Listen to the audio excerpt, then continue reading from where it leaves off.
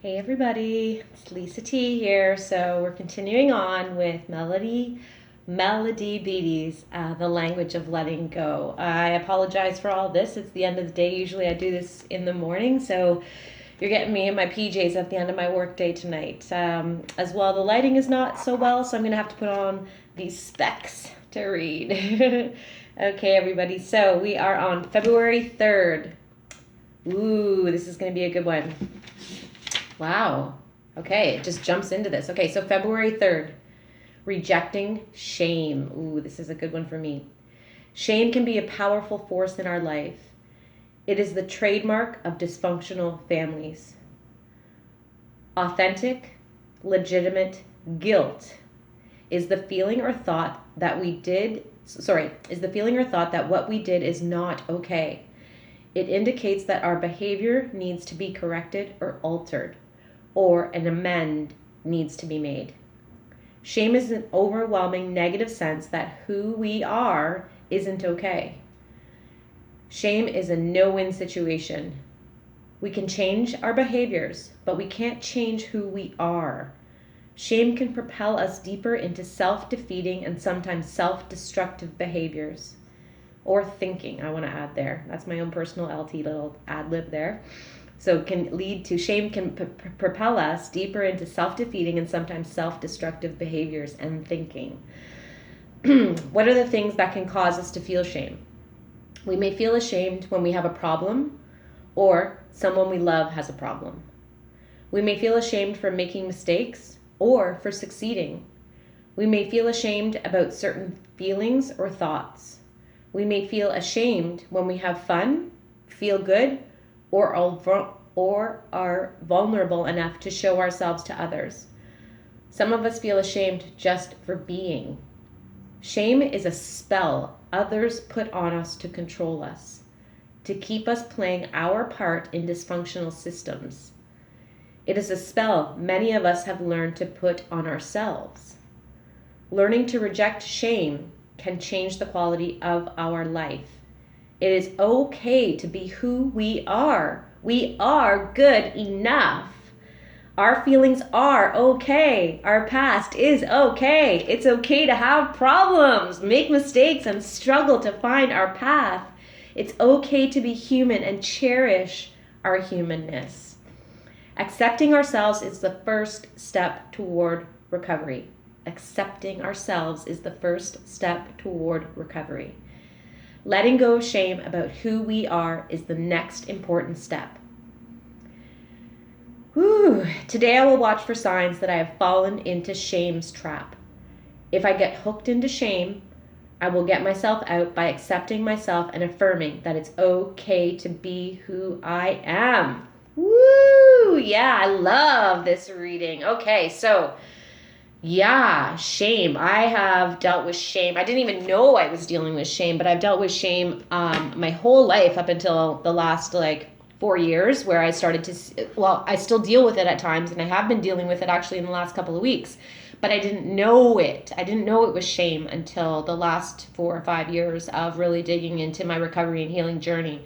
How I recognized shame the very first time was when I spoke about something that I was terrified to speak about myself and my life and my past. And I spoke about it in a, public space, not public, but in a big group of friends. We were all talking, and I shared some stuff. And I remember the feeling of oh God, how are they going to react? Oh my God, what are they going to think of me? Oh my God, how are they going to judge me? What are they now going to see in me that they didn't see before? What's this big, dirty, secret, nasty, bad person part of me that they're going to now know about? And the cool thing was, after I shared about this personal part of my past, it was no biggie to anybody. And I remember then I started to really try to understand shame, or try to dissolve shame. So the way I did that was by speaking about the things I was super scared to talk about myself, my past, my thoughts, my feelings. And the more I do that, the more I release the shame. That's what I'm learning to do. Relieve the shame. The shame will bind me. Shame will keep me isolated. Shame will cause me to not share what's going on. And therefore, like another reading we did earlier, if I don't reach out and talk about my stuff, then I'm not going to receive help. I'm not going to receive support. I'm not going to receive love. That is all abundantly there for me. I'm not going to get that stuff if I keep hiding behind my stuff, or keep my stuff hiding inside of me, I should say. So that for me, the more I release this stuff and the more I accept myself, accept my past, accept my thoughts, accept my feelings, and constantly remind myself that this is me and it's okay to be me. It's okay to be me. It's okay to be me. It's okay to be me. It's okay to feel what I feel. My feelings are valid. My experience is valid. My life is valid. I matter. And there is no need to feel ashamed about what has happened in the past. I didn't choose anything that I'm ashamed to talk about. I can think about it and realize I didn't choose that moment. I didn't choose that circumstance. I didn't choose to have something in my life that I'm ashamed about.